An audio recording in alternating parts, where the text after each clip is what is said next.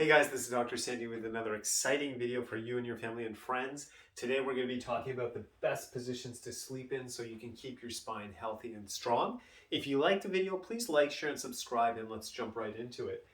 So, as a chiropractor, I've been practicing for many years now. A very common question I get from patients, and I think it's a very fair question, is which is the best way to sleep? And today what I'll be doing is going over the best ways to sleep.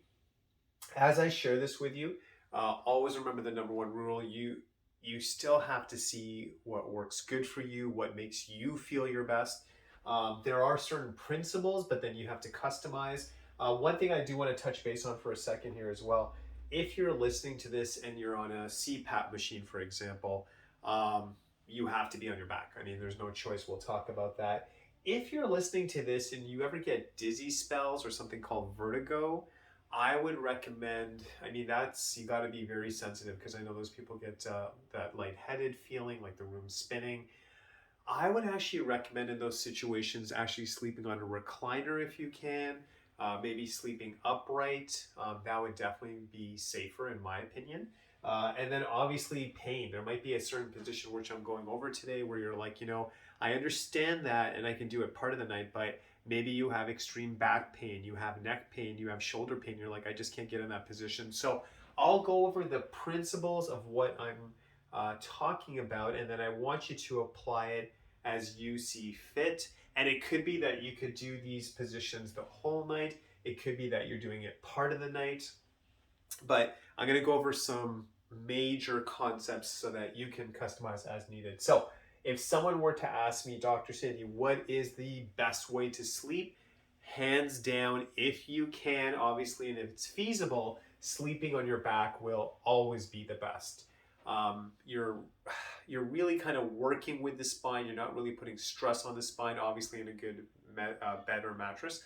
But what you want to do, and I drew these little circles here, so this is our stick figure diagram, the person sleeping on their back. So the key thing is you would want a small pillow, but I'm even going to maybe say maybe wrap a little towel around or something that's giving you support over here.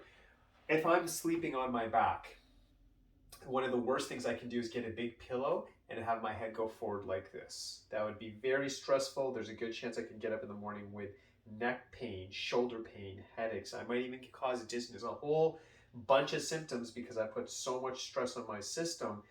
This is not the way to sleep. And imagine if the average person is sleeping 6 to 8 hours a night and they're doing this. I mean, that's like being on your phone all day. That's like being, on a computer all day. Like, it's very hard on the body. So having a big pillow here is not the solution.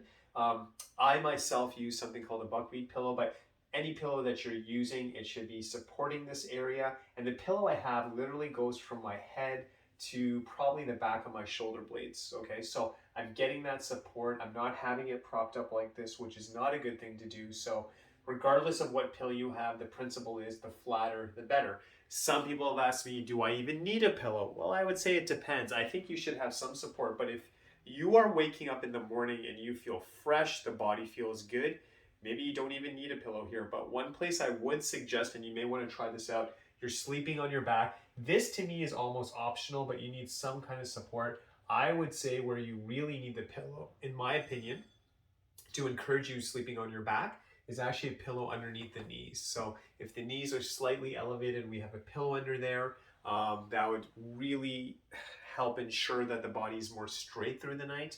And as I share this with you, you might say something like, you know what, I'm not used to sleeping on my back. Fair enough.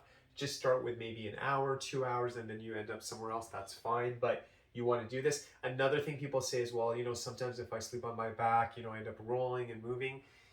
I'm just going to put some ideas out there. Maybe what you can do is when you're sleeping on your back, we have a small pillow here or just some kind of support with a towel. We have a larger pillow underneath our knees. And then maybe you want 1 or 2 pillows on the side so that even if you roll, it's kind of a reminder to stay straight. And again, this is obviously someone who has a CPAP machine. There's no choice, but you want to see if this is comfortable. So encourage that as much as you can. That's the best way to sleep.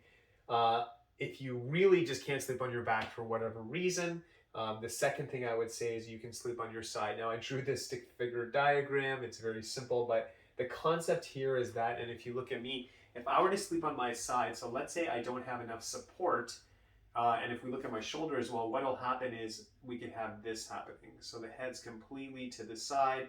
Guess what? I'll wake up in the morning, I'll probably have stress over here in the shoulders because I didn't have enough support. If I'm sleeping on my side and the pillow's too big, I could have this situation happen, and now we have stress at the top spine.